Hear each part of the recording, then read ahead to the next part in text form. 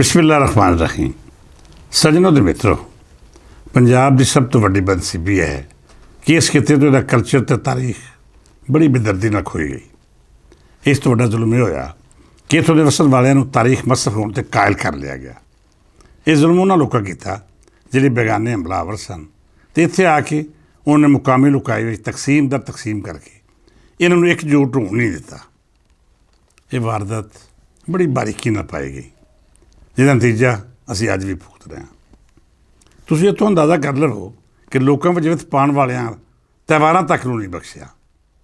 ਹਿੰਦੂ, ਮੁਸਲਿਮ ਅਤੇ ਸਿੱਖ ਖਾਨਿਆਂ ਵਿੱਚ ਹਜ਼ਾਰਾਂ ਵਰ੍ਹੇ ਪੁਰਾਣੀ ਤਹਿਜ਼ੀਬ ਨੂੰ ਵੰਡ ਕੇ ਉਹ ਮਕਸਦ ਹਾਸਲ ਕੀਤੇ ਗਏ ਜਿਹੜੇ ਪੰਜਾਬੀਆਂ ਦੇ ਇਕਮੁੱਠ ਹੋ ਕੇ ਇਸ ਸਮਾਜ ਵਿੱਚ ਰਹਿਣ ਨਾਲ ਹਾਸਲ ਨਹੀਂ ਸਨ ਹੋ ਸਕਦੇ।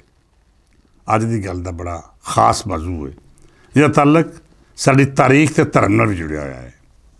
ਇਹ ਵਿਸਾਖੀ ਦਾ ਤਿਉਹਾਰ ਹੈ ਜਿਹੜਾ ਇਸ ਧਰਤੀ ਉੱਤੇ ਸਦੀਆਂ ਤੋਂ ਮਨਾਇਆ ਜਾ ਰਿਹਾ ਸੀ। ਵੱਖੋ ਵੱਖ ਹਵਾਲੇ ਫਰੋਲੀਏ ਤਾਂ ਸਾਨੂੰ ਵਿਸਾਖੀ ਦੇ ਤਿਉਹਾਰ ਦੀ ਦੱਸ ਘੱਟੋ ਘੱਟ 3-4 ਹਜ਼ਾਰ ਸਾਲ ਪਹਿਲਾਂ ਤੋਂ ਮਿਲਦੀ ਹੈ। ਕਦੀਮ ਹਿੰਦੂ ਧਰਮ ਦੀਆਂ ਕਿਤਾਬਾਂ ਵਿੱਚ ਵਿਸਾਖੀ ਦੇ ਤਿਉਹਾਰ ਨੂੰ ਨਵੇਂ ਸਾਲ ਦੀ ਖੁਸ਼ੀ ਨਾਲ ਜੋੜਿਆ ਗਿਆ ਹੈ। ਇੰਝ ਹੀ ਜਿਨ੍ਹਾਂ ਲੋਕਾਂ ਇਸ ਖਿੱਤੇ ਵਿੱਚ ਸਿਆਹਤ ਦੀ ਗਰਜ਼ ਨਾਲ ਫੇਰਾ ਪਾਇਆ, ਉਹਨਾਂ ਵੀ ਕਣਕਾਂ ਦੀ ਵਾਢੀ ਦੇ ਤਿਉਹਾਰ ਨੂੰ ਆਪਣੀਆਂ ਲਿਖਤਾਂ ਦਾ ਹਿੱਸਾ ਬਣਾਇਆ।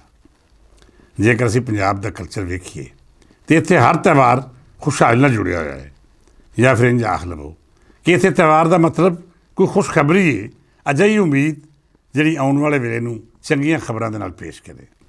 ਇਸ ਖਿੱਤੇ ਦੀ ਮੁਆਸ਼ੀ ਕੁਵਤ ਚੂੰਕਿ ਹਮੇਸ਼ਾ ਜ਼ਰਾਅਤ ਰਹੀ ਹੈ, ਸੋ ਇੱਥੇ ਮਨਾਏ ਜਾਣ ਵਾਲੇ ਤਿਉਹਾਰਾਂ ਦਾ ਤਾਲੁਕ ਵੀ ਜ਼ਮੀਨਾਂ ਉੱਤੇ ਉੱਗੀਆਂ ਫਸਲਾਂ ਅਤੇ ਇਹਨਾਂ ਦੇ ਕਿਸਾਨ ਘਰ ਆਪਣ ਦੇ ਨਾਲ ਜੁੜਿਆ ਹੋਇਆ ਹੈ। ਫਸਲ ਗੰਨੇ ਦੀ ਹੋਵੇ ਜਾਂ ਕਣਕ ਦੀ, ਇਹ ਸਾਡੇ ਤਿਉਹਾਰਾਂ ਨਾਲ ਜੁੜੀਆਂ ਹੋਈਆਂ ਖੁਸ਼ੀਆਂ ਦੀ ਅਲਾਮਤ ਬਣ ਕੇ ਪੂਰੇ ਸਮਾਜ ਨੂੰ ਅਜਿਹੇ ਰਿਸ਼ਤੇ ਵਿੱਚ ਪਰੋ ਦਿੰਦੀ ਹੈ ਜਿਹੜਾ ਇੱਕ ਪਾਸੇ ਤਾਂ ਮੁਹੱਬਤਾਂ ਦੀ ਸਾਂਝ ਵਧਾਉਂਦਾ ਹੈ ਅਤੇ ਦੂਜੇ ਬੰਨੇ ਸਭ ਨੂੰ ਇਹ ਦੱਸਦਾ ਹੈ ਕਿ ਹੁਣ ਰੱਬ ਦੀ ਮਿਹਰ ਨਾਲ ਉਹ ਚੰਗਾ ਵੇਲਾ ਆ ਗਿਆ ਹੈ ਜਿਸ ਮਗਰੋਂ ਭੁੱਖ ਨੰਗ ਭੁੱਖਿਆਈ ਮੁੱਕ ਜਾਏਗੀ।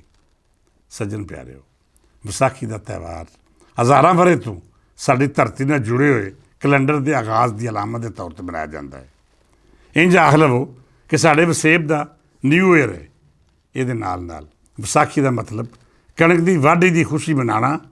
ਇਸ ਵੇਲੇ ਸਾਡੀ ਧਰਤੀ ਦੀ ਸਭ ਤੋਂ ਵੱਡੀ ਫਸਲ ਕਣਕ ਪੱਕ ਕੇ ਤਿਆਰ ਹੋ ਜਾਂਦੀ ਹੈ ਅਤੇ ਵਾਢੀਆਂ ਦਾ ਆਗਾਜ਼ ਹੁੰਦਾ ਹੈ। ਪੰਜਾਬ ਦੀ ਧਰਤੀ ਉੱਤੇ ਕਣਕ ਦੀ ਵਾਢੀ ਵੀ ਆਪਣੇ ਮਿਜ਼ਾਜ ਅਤੇ ਰੀਤ ਰਿਵਾਜ ਮੁਤਾਬਕ ਬੜਾ ਖੁਸ਼ਗਵਾਰ ਮਾਹੌਲ ਬਣਾ ਦਿੰਦੀ ਹੈ। ਸੱਜਣ ਮਿੱਤਰ ਰਲ ਕੇ ਵਾਢੀ ਸ਼ੁਰੂ ਕਰਦੇ ਨੇ। ਪਹਿਲਾਂ ਇੱਕ ਜ਼ਿਮੀਂਦਾਰ ਦੀ ਫਸਲ ਕੱਟੀ ਜਾਂਦੀ ਹੈ, ਫਿਰ ਦੂਜੇ ਨੂੰ ਰਲ ਕੇ ਹੱਥ ਲਾਇਆ ਜਾਂਦਾ ਹੈ ਅਤੇ ਅਖੀਰ ਪਿੰਡ ਦੇ ਸਾਰੇ ਜਵਾਨ ਰਲ ਮਿਲ ਕੇ ਇੱਕ ਦੂਜੇ ਦੀ ਮਦਦ ਕਰਦੇ ਹੋਇਆਂ ਸਾਰੀਆਂ ਫਸਲਾਂ ਚੁੱਕ ਕੇ ਮਿਹਨਤ ਕਰਨ ਵਾਲਿਆਂ ਦੇ ਘਰ ਅਪਣਾਉਂਦੇ ਨੇ।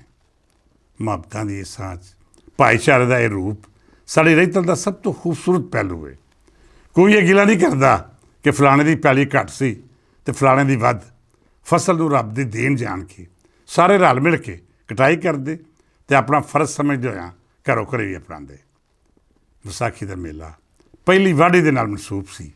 ਪਹਿਲੀ ਵਾਢੀ ਵਿਸਾਖ ਦੀ ਪਹਿਲੀ ਤਾਰੀਖ ਨੂੰ ਸ਼ੁਰੂ ਕੀਤੀ ਜਾਂਦੀ। ਇਹ ਰੀਤ ਸਾਲ ਹਰ ਸਾਲ ਦਾ ਸਫ਼ਰ ਕਰਕੇ ਸਦੀਆਂ ਬਲਕਿ ਹਜ਼ਾਰਾਂ ਤੱਕ ਰਪੜਦੀ ਹੈ। ਸਾਡੇ ਸਮਾਜ ਵਿੱਚ ਪਿਛਲੇ 1000 ਸਾਲ ਤੋਂ ਵੇਖੀਏ ਅਤੇ ਹਿੰਦੂ ਧਰਮ ਵਾਲੇ ਦੀ ਗਿਣਤੀ ਸਿੱਖਾਂ ਤੋਂ ਜ਼ਿਆਦਾ ਸੀ। ਉਹਨਾਂ ਤੋਂ ਵੱਧ ਮੁਸਲਮਾਨ ਰਹਿ ਅਤੇ ਅਖੀਰ ਸਾਡੇ ਭਰਾ ਸਿੱਖਾਂ ਦਾ ਨੰਬਰ ਆਉਂਦਾ ਹੈ।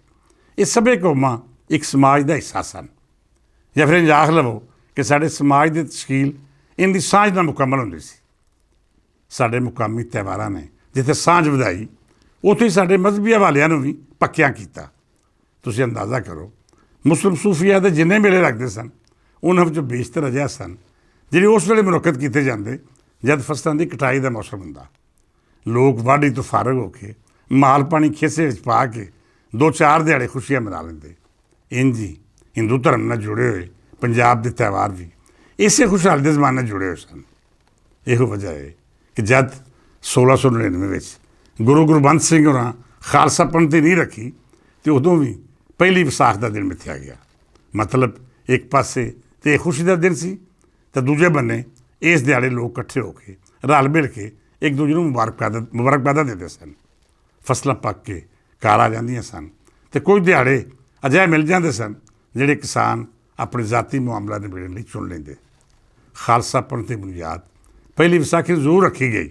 ਇਹਦੇ ਨਾਲ ਵਿਸਾਖੀ ਦੀ ਅਹਿਮੀਅਤ 'ਚ ਇਜ਼ਾਫਾ ਹੋਇਆ। ਜ਼ਾਹਰ ਹੈ ਜਦੋਂ ਕੋਈ ਤਿਉਹਾਰ ਮਜ਼ਹਬ ਨਾਲ ਜੁੜ ਜਾਏ ਫਿਰ ਉਹਦੀ ਅਹਿਮੀਅਤ ਅਤੇ ਭਾਰ ਜ਼ਿਆਦਾ ਵੱਧ ਜਾਂਦਾ ਹੈ। ਲਿਹਾਜ਼ਾ ਵਿਸਾਖੀ ਦਾ ਮਾਮਲਾ ਵੀ ਇੰਝ ਹੀ ਸੀ। ਸਿੱਖ ਧਰਮ ਵਾਲਿਆਂ ਨੇ ਇਹਨੂੰ ਨਾ ਸਿਰਫ ਮਾਣ ਦਿੱਤਾ ਬਲਕਿ ਇਸ ਦਿਹਾੜ ਨੂੰ ਆਪਣੇ ਮਜ਼ਹਬ ਦਾ ਹਿੱਸਾ ਬਣਾ ਲਿਆ। ਪਰ ਇੱਕ ਬੜੀ ਬਾਰੀਕ ਜੀ ਗੱਲ ਹੈ ਜਿਹਦਾ ਖਿਆਲ ਸਾਨੂੰ ਸਭ ਨੂੰ ਜ਼ਰੂਰ ਰੱਖਣਾ ਚਾਹੀਦਾ ਹੈ ਕਿ ਸਿੱਖ ਧਰਮ ਨਾਲ ਵਿਸਾਖੀ 1699 ਵਿੱਚ ਜੁੜੀ, ਪਰ ਇਹ ਤਿਉਹਾਰ ਇਸ ਤੋਂ ਹਜ਼ਾਰਾਂ ਵਰ੍ਹੇ ਪਹਿਲਾਂ ਇਸ ਧਰਤੀ ਦੇ ਲੋਕ ਮਨਾ ਰਹੇ ਸਨ। ਹੋਣਾ ਤਾਂ ਚਾਹੀਦਾ ਸੀ ਕਿ ਸਿੱਖ ਧਰਮ ਇਹਨੂੰ ਆਪਣੀਆਂ ਰੀਤਾਂ ਅਤੇ ਮਜ਼ਹਬੀ ਮਾਨਤਾਂ ਨਾਲ ਮਨਾਉਂਦਾ ਅਤੇ ਦੂਜੇ ਧਰਮਾਂ ਦੇ ਲੋਕ ਇਹਨੂੰ ਉਂਝ ਹੀ ਜਾਰੀ ਰੱਖਦੇ ਜਿਵੇਂ 1699 ਤੋਂ ਪਹਿਲਾਂ ਮਨਾ ਰਹੇ ਸਨ। ਪਰ ਇੰਝ ਨਹੀਂ ਹੋਇਆ। ਖਾਸ ਕਰ ਜਦੋਂ ਅੰਗਰੇਜ਼ ਸਰਕਾਰ ਇੱਥੇ ਕਾਬਜ਼ ਹੋਈ ਤਾਂ ਉਹਨੇ ਪੰਜਾਬੀ ਸਮਾਜ ਵਿੱਚ ਮਜ਼ਹਬੀ ਬੁਨਿਆਦਾਂ ਉੱਤੇ ਅਜਿਹੀ ਤਫਰੀਕ ਨੂੰ ਪੈਦਾ ਕੀਤਾ ਜਿਹਨੇ ਅੱਗੇ ਜਾ ਕੇ ਪੰਜਾਬ ਦੀ ਵੰਡ ਦਾ ਰੂਪ ਧਾਰਿਆ। ਅੰਗਰੇਜ਼ ਨੇ ਅਜਿਹਾ ਸੂਝਵਾਨਾਂ ਅਤੇ ਮਾਲਪਾਣੀ ਹੱਥੋਂ ਆਪਣਾ ਜ਼ਮੀਰ ਵੇਚਣ ਵਾਲੇ ਜਾਲੀ ਸਕਾਲਰਾਂ ਨੂੰ ਇਹ ਠੇਕਾ ਦੇ ਛੱਡਿਆ ਕਿ ਉਹਨਾਂ ਮਜ਼ਹਬ ਦੀ ਵੰਡ ਨੂੰ ਸਮਾਜ ਦੀ ਵੰਡ ਬਣਾ ਕੇ ਨਫ਼ਰਤਾਂ ਦਾ ਜਹਾਨਾਬਾਦ ਕਰਨਾ ਹੈ। ਇਸ ਘਰਾਣੇ ਫੇਲ ਅੰਦਰ ਮੁੱਲਾਂ, ਪੰਡਤ ਅਤੇ ਸਿੱਖ ਧਰਮ ਨਾਲ ਜੁੜੇ ਲੋਕ ਵੀ ਸ਼ਾਮਲ ਸਨ। ਅਸੀਂ ਕਿਸੇ ਨੂੰ ਨਾ ਤਾਂ ਬਰੀਏ ਜ਼ੁਮਾ ਆਖ ਸਕਦੇ ਹਾਂ ਅਤੇ ਨਾ ਹੀ ਸਾਰਾ ਦੋਸ਼ ਕਿਸੇ ਇੱਕ ਤਬਕੇ ਨੂੰ ਦਿੱਤਾ ਜਾ ਸਕਦਾ ਹੈ। ਸੋ ਬੇਲੀਓ, ਅੰਗਰੇਜ਼ ਸਰਕਾਰ ਦੇ ਦੌਰ 'ਚ ਵਿਸਾਖੀ ਦਾ ਤਿਉਹਾਰ ਸਿੱਖਾਂ ਨਾਲ ਜੋੜਨ ਦੀ ਜਿਹੜੀ ਸਾਜ਼ਿਸ਼ ਹੋਈ ਉਹਨੇ ਅੱਗੇ ਜਾ ਕੇ ਉਹ ਰੂਪ ਇਖਤਿਆਰ ਕਰ ਲਿਆ ਕਿ ਅੱਜ ਇਸ ਧਰਤੀ ਉੱਤੇ ਵਸਣ ਵਾਲੇ ਇਹ ਸਮਝਦੇ ਨੇ ਜਿਵੇਂ ਵਿਸਾਖੀ ਮਨਾਈ ਇਸ ਕਰਕੇ ਜਾਂਦੀ ਹੈ ਕਿ 1699 ਵਿੱਚ ਸਿੱਖ ਮਜ਼ਹਬ ਲਈ ਗੁਰੂ ਜੀ ਨੇ ਫਰਮਾਨ ਜਾਰੀ ਕੀਤੇ ਸਨ। ਹਾਲਾਂਕਿ ਧਰਤੀ ਨਾਲ ਜੁੜੇ ਇਸ ਤਿਉਹਾਰ ਨੂੰ ਉਂਝ ਹੀ ਮਨਾਉਣਾ ਚਾਹੀਦਾ ਸੀ ਜਿਵੇਂ ਇਹਦਾ ਅਸਲੀ ਰੂਪ ਸੀ। ਸਿੱਖ ਭਰਾ ਆਪਣੀਆਂ ਮਜ਼ਹਬੀ ਰਸਮਾਂ ਜ਼ਰੂਰ ਕਰਦੇ, ਪਰ ਮੁਸਲਮਾਨਾਂ ਨੂੰ ਕੀ ਲੋੜ ਸੀ ਕਿ ਆਪਣੇ ਇੱਕ ਤਿਉਹਾਰ ਦਾ ਮਜ਼ਹਬ ਬਦਲ ਕੇ ਉਹ ਇਹਨੂੰ ਧਰਤੀ ਦੀ ਬਜਾਏ ਕਿਸੇ ਅਜਿਹੀ ਬ੍ਰੈਕਟ ਵਿੱਚ ਲਿਖ ਦਿੱਤਾ ਜਾਂਦਾ ਜਿਹੜੀ ਅੱਜ ਸਾਡੇ ਇੱਕ ਵੱਡੇ ਤਬਕੇ ਲਈ ਮਮਨੂਅ ਸਮਝੀ ਜਾਂਦੀ ਹੈ। ਇਸ ਤੋਂ ਵੱਡੀ ਜ਼ਾਲਮ ਕੌਮ ਕਿਹੜੀ ਹੋ ਸਕਦੀ ਹੈ ਜਿਹੜੀ ਆਪਣੀ ਤਾਰੀਖ ਨੂੰ ਆਪਣੇ ਹੱਥਾਂ ਨਾਲ ਬਸ ਕਰੇ, ਜਿਹੜੀ ਆਪਣੇ ਪਿਛੋਕੜ ਨੂੰ ਬਰਬਾਦ ਕਰਕੇ ਅਜਿਹੀਆਂ ਨਫ਼ਰਤਾਂ ਨੂੰ ਆਪਣੀਆਂ ਰੀਤਾਂ ਰਿਵਾਜ਼ਾਂ ਨਾਲ ਜੋੜ ਦੇਵੇ ਜਿਹੜੀਆਂ ਭਾਈਚਾਰੇ ਅਤੇ ਮੁਹੱਬਤਾਂ ਦੀਆਂ ਕਾਤਲ ਸਾਬਤ ਹੁੰਦੀਆਂ ਨੇ। ਮੈਂ ਹੋਰ ਕੀ ਆਖਾਂ। ਪਿਛਲੇ ਦਿਨੀ ਵਜ਼ੀਰ ਆਜ਼ਮ ਸ਼ਹਿਬਾਜ਼ ਸ਼ਰੀਫ ਹੋਰਾਂ ਵੀ ਵਿਸਾਖੀ ਦੀ ਮੁਬਾਰਕਬਾਦ ਦਿੰਦਿਆਂ ਇਹਨੂੰ ਸਿੱਖ ਧਰਮ ਨਾਲ ਜੋੜਿਆ। ਹਾਲਾਂਕਿ ਮੁਬਾਰਕਬਾਦ ਸਭ ਪੰਜਾਬੀਆਂ ਨੂੰ ਬਣਦੀ ਸੀ ਜਿਹਨਾਂ ਦਾ ਸਾਂਝਾ ਤਿਉਹਾਰ ਹੈ। ਬਹਰਹਾਲ ਅਸੀਂ ਹਰ ਮੁਮਕਿਨ ਕੋਸ਼ਿਸ਼ ਕਰਾਂਗੇ ਕਿ ਤਾਰੀਖ ਦਾ ਨਤਾਰਾ ਕਰਕੇ ਇਹਨੂੰ ਆਮ ਪੰਜਾਬੀ ਤੀਕਰ ਉਸੇ ਤਰ੍ਹਾਂ ਪੜ੍ਹਾਈਏ ਜਿਵੇਂ ਦਾ ਹਕੀਕੀ ਵਜੂਦ ਹੈ। ਇੱਕ ਦੂਜੇ ਦੇ ਮਜ਼ਹਬਾਂ ਦਾ ਇਹਤਰਾਮ ਵੀ ਕਰੀਏ ਅਤੇ ਇਹਦੇ ਨਾਲ ਨਾਲ ਧਰਤੀ ਨਾਲ ਜੁੜੇ ਦਿਨਾਂ ਨੂੰ ਉਂਝ ਹੀ ਮਨਾਈਏ ਜਿਵੇਂ ਦੁਨੀਆ ਦੀਆਂ ਜ਼ਿੰਦਾ ਕੌਮਾਂ ਮਨਾਉਂਦੀਆਂ ਨੇ। ਅਖੀਰ ਉੱਤੇ ਹਰ ਧਰਮ ਅਤੇ ਹਰ ਤਬਕੇ ਨੂੰ ਸਾਡੇ ਵੱਲੋਂ ਵਿਸਾਖੀ ਦੀ ਢੇਰ ਮੁਬਾਰਕ। ਮੁਹੱਬਤਾਂ ਅਤੇ ਭਾਈਚਾਰੇ ਦੇ ਪ੍ਰਚਾਰਕਾਂ ਨੂੰ ਸਲਾਮੀ ਅਤੇ ਜਿਨ੍ਹਾਂ ਸਾਡੀ ਤਾਰੀਖ ਬਦਲੀ ਉਹਨਾਂ ਬਦਬਖਤਾਂ ਨੂੰ ਢੇਰ ਬਦਦੁਆਵਾਂ। ਇਸ ਦੁਆ ਨਾਲ ਇਜਾਜ਼ਤ ਦਿਓ ਕਿ ਰੱਬ ਸੋਹਣਾ ਸਾਡੇ ਦੇਸ਼ ਉੱਤੇ ਆਪਣੀਆਂ ਰਹਿਮਤਾਂ ਅਤੇ ਨਿਹਮਤਾਂ ਦੀ ਛਾਂ ਰੱਖੇ। ਕੱਲ੍ਹ ਫੇਰ ਮਿਲਾਂਗੇ। ਇਜਾਜ਼ਤ ਦਿਓ। ਰੱਬ ਰਾਖਾ।